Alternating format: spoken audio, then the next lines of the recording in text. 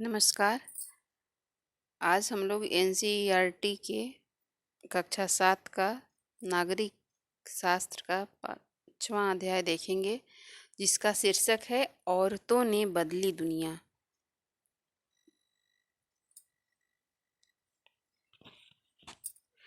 भारत में प्रतिशत महिलाएं खेतों में काम करती हैं, तो 83.6% महिलाएं खेतों में काम करती हैं। 83.6%। इसी प्रकार माना जाता है कि के लिए तकनीकी दिमाग की ज़रूरत होती है, मैंने विज्ञान के लिए तकनीकी दिमाग की ज़रूरत होती है और लड़कियां महिलाएं तकनीकी कार्य करने में सक्षम नहीं होती है।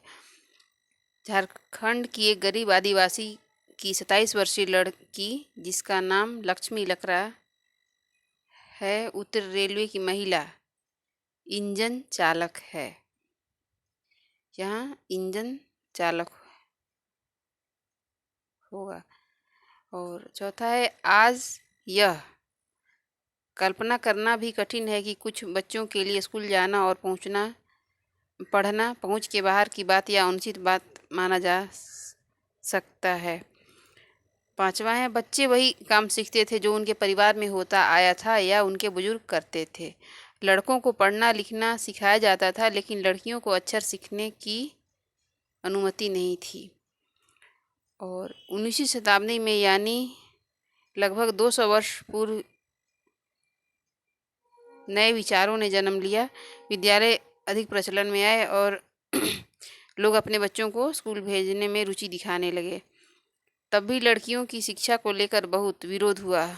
इसके बावजूद स्त्रियों और पुरुषों ने मिल करके बालिकाओं के लिए स्कूल खोले। 9वां पॉइंट है, 9 पॉइंट, राम सुंदरी देवी 200 वर्ष पूर्व पश्चिम बंगाल में पैदा हुई थी और 60 वर्ष की अवस्था में उन्होंने बांग्ला में अपनी आत्मकथा लिखी। उनके भी पढ़ाई लिखाई में बहुत कठिनाइयाँ आई थी। इसके बावजूद भी उन्होंने पढ़ने के प्रति रुचि को कम नहीं किया और अंत में पढ़ना सीखा और 60 वर्ष की अवस्था में बांग्ला में एक आत्मकथा लिखी, जिसका नाम है आमार जीवन। भारतीय महिला द्वारा लिखित यह पहली आत्मकथा है। उन्हें एक स्वप्न आता था कि मैं चैतन्य भागवत पढ़ रही हूँ। बाद में उन्होंने चैतन्य भागवत की पुस्तक अपने घर में मिला और उसमें से एक पन्ना उन्होंने फाड़ के छुपा दिया। उस समय छुपाना भी एक बड़ा काम था, क्योंकि अगर उनके पास दिख जाता तो ये एक बहुत बड़ा अपराध था। उनका बड़ा बेटा उस समय ताड़ के पत्तों पर लिखकर अक्षर बनाने का अभ्यास कर रहा था। इसमें से उन्होंने एक छिपा दिया। जब मौका मिलता पन्ने के अक्षरों को मिलाकर याद किए अक्षरों से मिलाती। वे उन शब्दों का भी मिलान करने की कोशिश करती जो वे दिन भर सुनती रहती थी। अत्यधिक जतन और कोशिशों से लंबे समय के बाद वे पढ़ सकी। रामसुंदरी देवी के अक्षर ज्ञान ने चैतन्य महाभागवत पढ़ने का अवसर दिया। वर्तमान समय में शिक्षा और विद्यालय 1961 की जनगणना के अनुसार पुरुषों और स्त्रियों का जो अनुपात था, पुरुष 40% थे और स्त्री जो है 15% शिक्षित थी। 2011 की जनगणना के अनुसार लड़कों या पुरुषों की संख्या 82% हो गई है और स्त्रियों की संख्या 65% हो गई है। इसका असर यह हुआ कि पुरुष और स्त्री दोनों के बीच का अंतर कम हो गया, लेकिन समाप्त नहीं हुआ। 11वां पॉइंट है कि दलित व आदिवासी पृष्ठभूमि की लड़कियों के स्कूल में रहने की संभावना कम रहती है। 2011 की जनगणना से पता चलता है कि अनुसूचित जाति और अनुसूचित जनजाति की लड़कियों की अपेक्षा मुस्लिम लड़कियों की प्राथमिक शिक्षा पूरी करने की संभावना बिल्कुल कम रहती है। मुस्लिम लड़कियां स्कूल में लगभग 3 वर्ष रह पाती हैं, जबकि अन्य समुदायों की लड़कियां 4 वर्ष में बिता पा रही हैं। 12वां पॉइंट, रुकैया सखावत हुसैन बांग्ला और अंग्रेजी सीखने से रोका गया।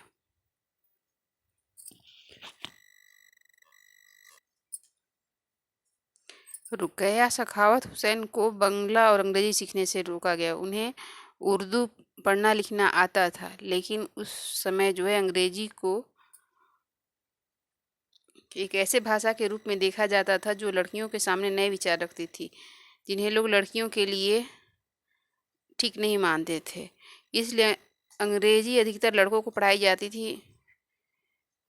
लोगों का कहना था कि अंग्रेजी जो है वो नए विचार रखती है, इसलिए अंग्रेजी अधिकतर लड़कों को पढ़ाई जाती थी। रुकैया ने अपने बड़े भाई और बहन के सहयोग से बांग्ला और अंग्रेजी पढ़ना और लिखना सीखा। 1905 में जब वे 25 वर्ष की थी तो अंग्रेजी भाषा के कौशल का अभ्यास करने के लिए उन्होंने सुल्ताना का स्वप्न नामक एक कथा लिखा।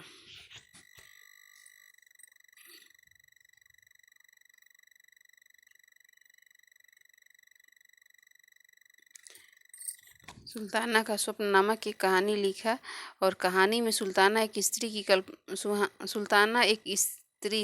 नाम की एक स्त्री की कल्पना की गई थी जो लेडी लैंड नामक जगह पर पहुंचती है। जैसा कि उसका नाम से ही स्पष्ट है, लेडी मीन्स स्त्री, लैंड मीन्स भूमि, जहाँ स्त्रियां पढ़ाई करती थीं, आविष्कार करती थीं, हवाई कार्य चलाती थी।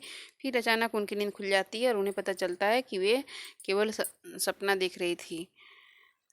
13वां पॉइंट है, अब महिलाओं और लड़कियों को पढ़ने का और स्कूल जाने का अधिकार है। अन्य क्षेत्र भी हैं जैसे कानूनी सुधार, हिंसा और स्वास्थ्य, जहां लड़कियों और महिलाओं की स्थिति पहले से बेहतर हुई है।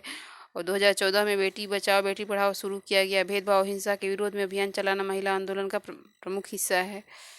उसी तरह से दहेज का कानून में भी महिला आंदोलन के कारण बदलाव किया गया और दहेज मांगने वालों को दंडित करने का प्रावधान किया गया।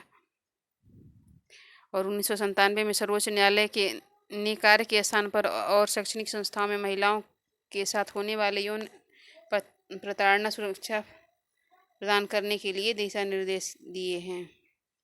1997 में सर्वोच्च न्यायालय ने कार्य के स्थान पर और शैक्षणिक संस्थाओं में महिलाओं के साथ होने वाले यौन प्रताड़ना सुरक्षा प्रदान करने के लिए दिशा निर्देश किए गए हैं। और सत्या रानी महिला आंदोलन की सक्रिय सदस्य रही और 8 मार्च जो है वो अंतर्राष्ट्रीय महिला दिवस के रूप में मनाया जाता है। तो अभी के लिए इतना ही, धन्यवाद।